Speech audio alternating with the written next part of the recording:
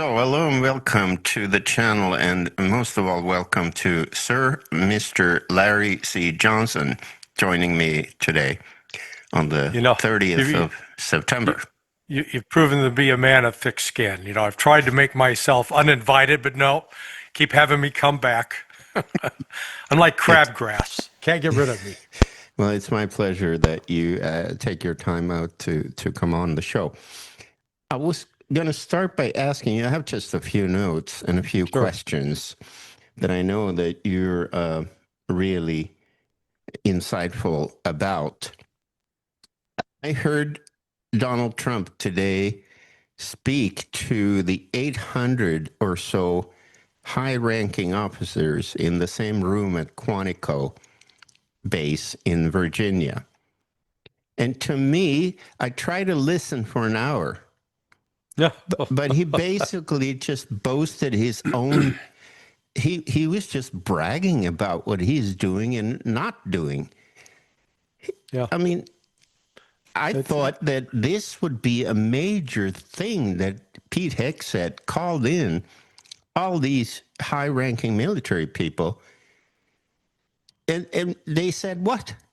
yeah. To me, nothing. Well, no, I think your observation's accurate. I was most struck by when the camera shot from the rear, all the bald heads. So we got to, we don't have a lot of generals with hair on their head. Okay, they're all bald. Yeah, So I actually noted that as yeah, yeah, well. yeah. Oh, no, yeah. I mean, this was Donald Trump's, uh, typical speech. There was nothing new in it or insightful. Uh, there was nothing in it that these generals had to have traveled, some of them halfway around the world to get there to hear it.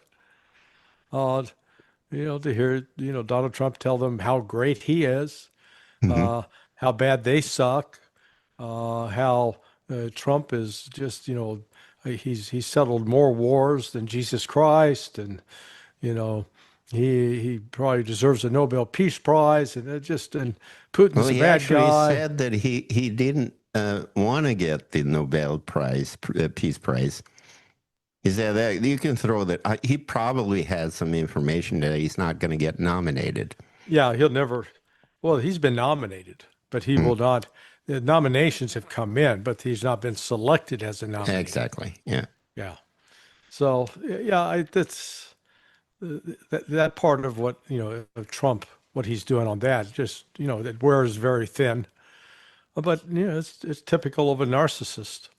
Yeah. You know, as he Yeah, says. well, actually, Well, these people, high-ranking officers from both Navy, Army, and Air Force, they sat and, there and the like, and the Marine Corps. Don't forget and the Marine yeah, Corps and the Coast Guard.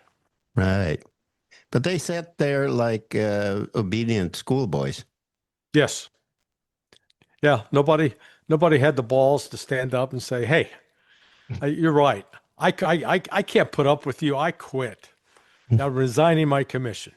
Well, the Right, reason they don't is they want to hang on to their pensions. right. Nobody nobody wants to take a financial risk.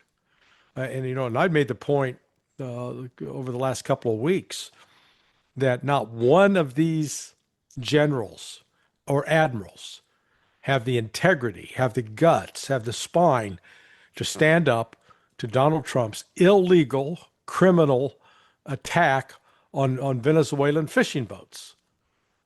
This is to claim that, oh, well, we think they're carrying drugs, so therefore they're coming to the United States, which is just ludicrous because none of the boats that they've attacked have the capability on one load of fuel to make it from Venezuela to the United States. They'd need to be refueled at least 4 times to make that Exactly. journey. And in any event, they were not shooting at the United States. But, this is not just Donald Trump's fault. This No. got started under Barack Obama.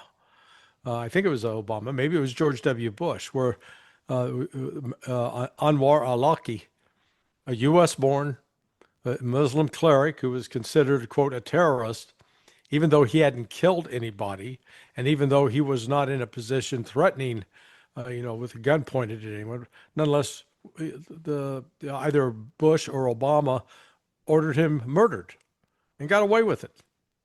Yeah. So, it is. Well, the strange thing is, I know the Caribbean quite well.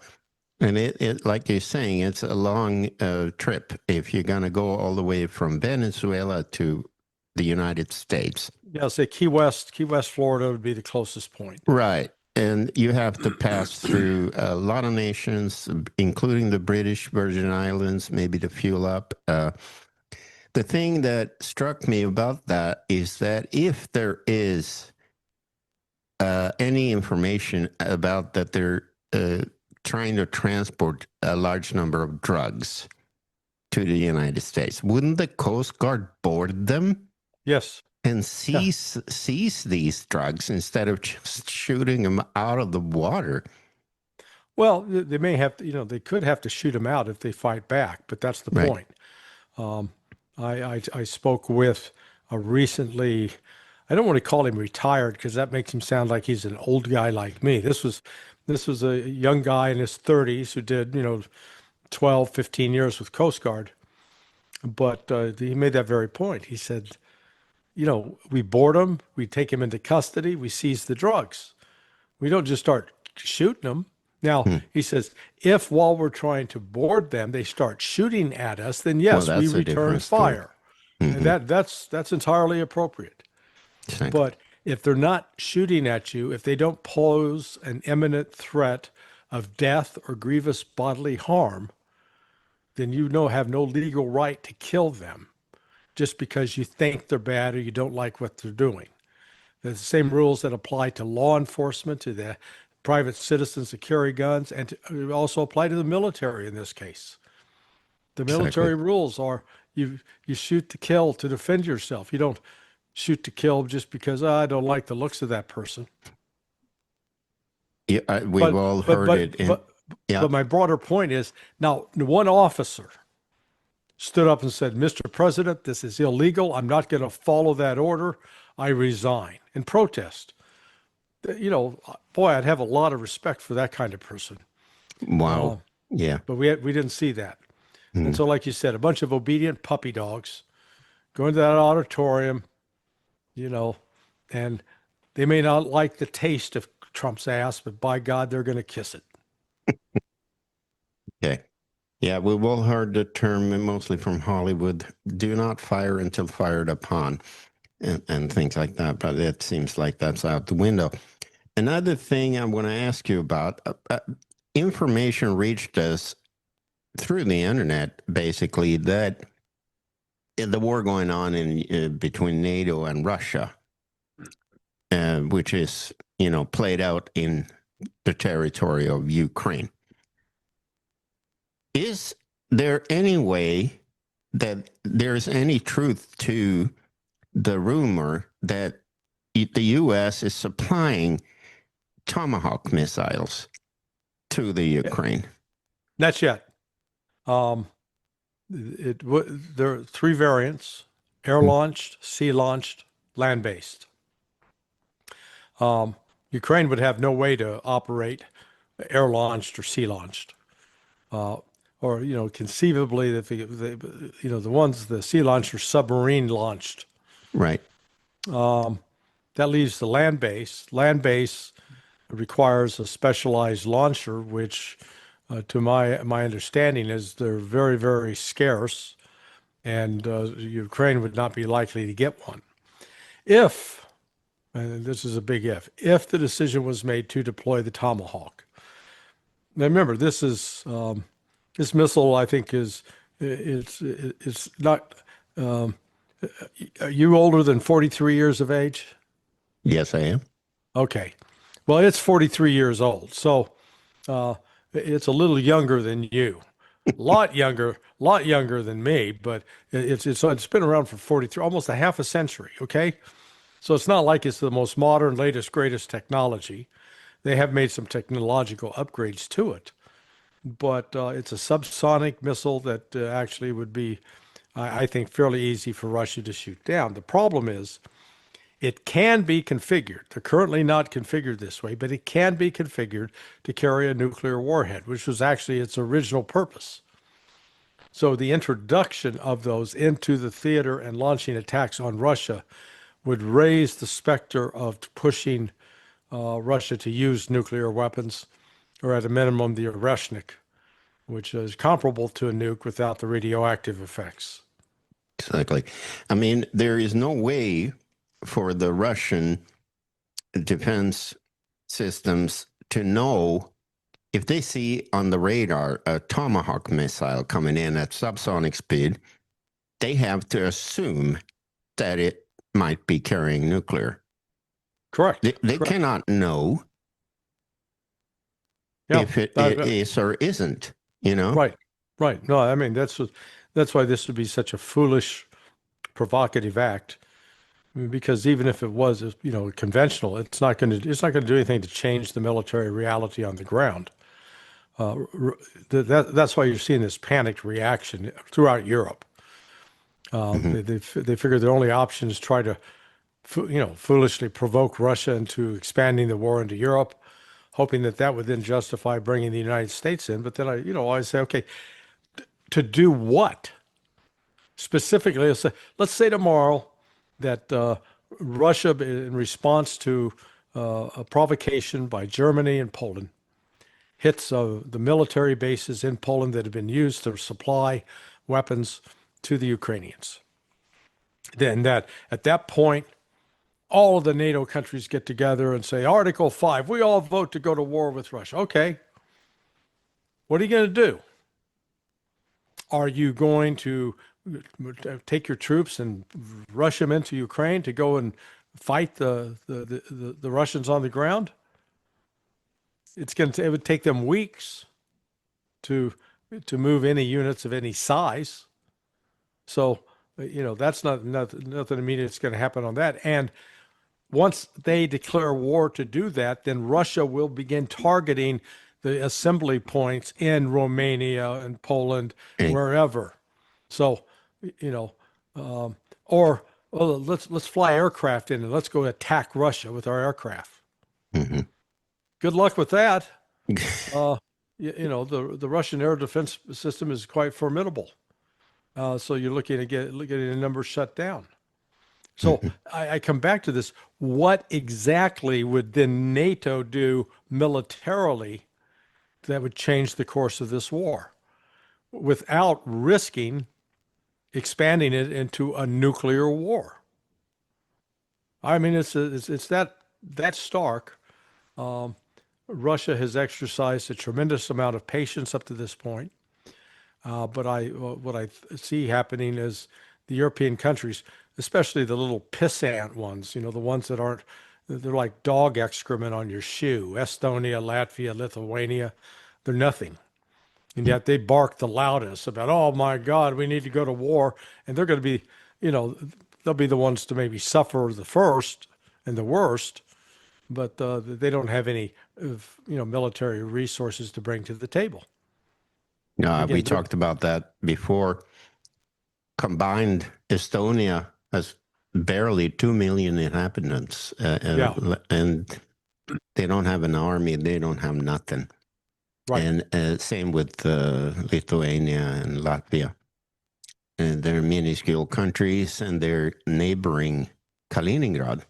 And the Russians just moved a bunch of Iskander battery system, rocket launch systems to Kaliningrad to just be safe.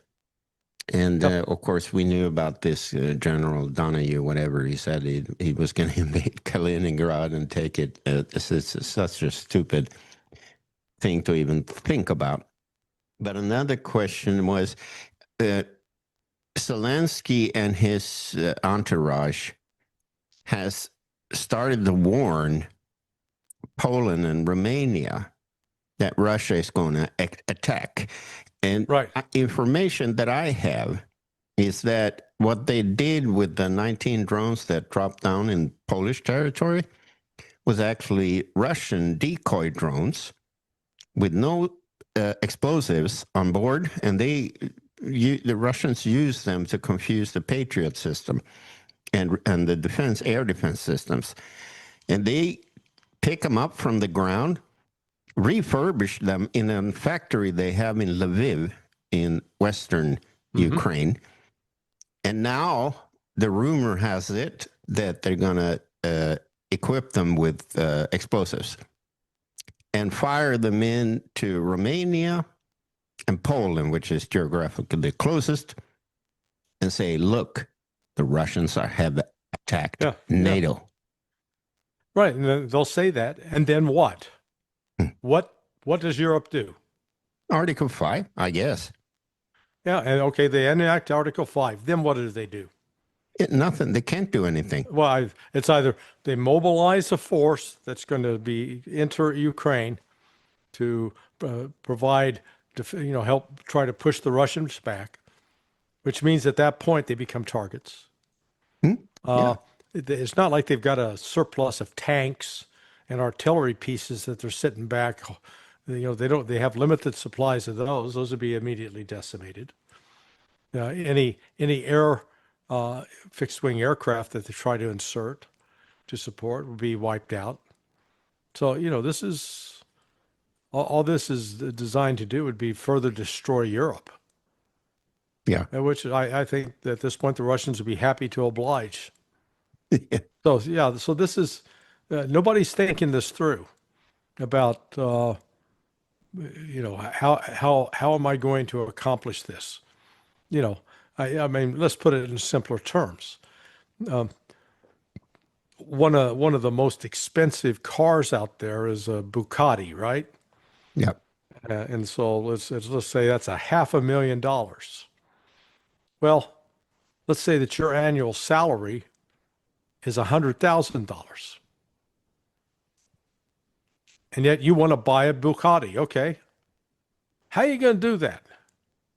The reality is, you don't have enough money unless you go set up a GoFundMe page, tell everybody, you're dying of cancer and you got these tremendous, but if they'll just simply donate, up to $500,000, then you can find the cure for cancer. And maybe they're foolish enough to take you up on that. But that's sort of what Europe's faced with.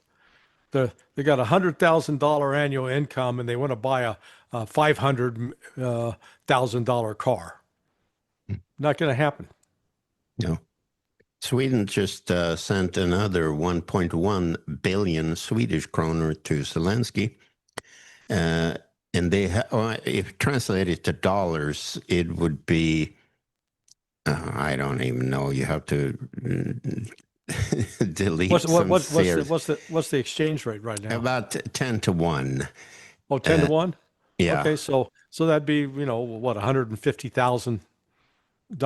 Yeah, something like that. But it's also... Wait, it was 1.5 billion? Yeah, billion. Oh, okay. So that'd be 15 million, I think, dollars. Somewhere around there, or 100 or 150 million. $150 million today. Yeah. Going straight away and talk about Bugatti. Zelensky's wife, Zelenskaya, she drives around in one of those. Yeah, reportedly, Yeah, she does. That's, I had heard that. I didn't know if it was just a piece of disinformation. No, that's true. But it's so. Yeah. So they don't have a problem with those kinds of expenses, but No. Europe does, and that's Europe is bankrupt.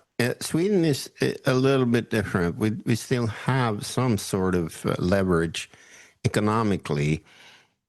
Still have some room to borrow from the International Monetary Fund or another international bank because we're credit worthy. Mm-hmm. Germany is not. France is not. Great Britain is not. They're on default. Yeah.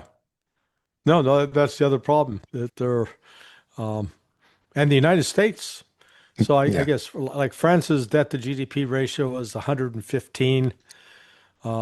U.S. is 126. Britain is about 100, 101.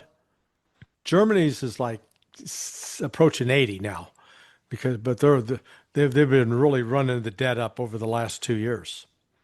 So, Germany has another problem. How are they going to go through the winter? They don't have energy. Yeah. They blew up their own pipeline Yeah. in cahoots with the CIA. And shut down the nuclear power plants. Right. They have none. Sweden Yeah. at least has 6 reactors left. Well, Although, what I find hilarious is we're going to rely on solar energy. And it's just like, if people have never been to Northern Europe say, from October to March, because there's a lot I more mean, darkness than there is light. it's 8 p.m. right here in Stockholm. It's pitch black outside. And the sunlight is going to be up in the middle of the winter at best for a couple of hours. Yeah. Yeah. And it's the same. I mean, they have a solar energy plant in northwestern Germany. Northwestern Germany, in the Hanover and I forget the harbor there. Hamburg, isn't it? Yeah, Hamburg, and also south of that. They have the least amounts of solar hours per year on the globe. Huh? It's always cloudy, and Yeah. that's where they put a solar. Yeah, they could have put it maybe in Belgium. That would have been just as bad. Belgium's always, tremendous amounts of clouds. Yeah, it's always like that in the North Sea Great, great, coast. great beer though. Incredible. Oh yeah, that's great. Belgian beer is just the best. But, It is good. but the weather sucks. It does. I mean, I sailed once 2014 and went to the German island of Borkum, which is off the very short German sea coast. And I was there for a couple of days. I didn't see the sun, and it was the middle of July. It's a fog and rain. It's horrible. Yeah, yeah. Those parts of the world. Scotland is the same. Yes. Yeah. So, but look, Europe can try to create a provocation, but then when it comes to actually having to execute, they got very limited power, limited capability. And let's go back to that discussion at the outset about, this Donald Trump addressing these 800 generals and all the bald heads. They're talking about we're a warrior class. We're fighters, not lovers. Hey, how'd you guys do against the Houthis, huh? Just, that was only 5 months ago. Really, yeah, in Yemen, yeah. That we couldn't beat the Houthis. But by God, we're going to take on the rest of the world. Give me a break. I mean, all this raw military bullshit has just got to come to an end. We live a rich fantasy life, and they don't make it practical. But it's not just the United States. You hear it out of Macron and Merz and Stammer. What I don't understand, and let me ask you the question. Why is there such a disconnect between what the public believes and what the leadership advocates for? That's a good question. I can only answer for how it is in Sweden. Yeah. If you look at this, that's called knapptryckarna. It means push the button. We're a political party registered. We don't need representatives in the parliament. We want people to vote, to make people decide their future. Are we going to stay in NATO? Are we going to leave the European Union? Those questions have never been asked to the Swedish people.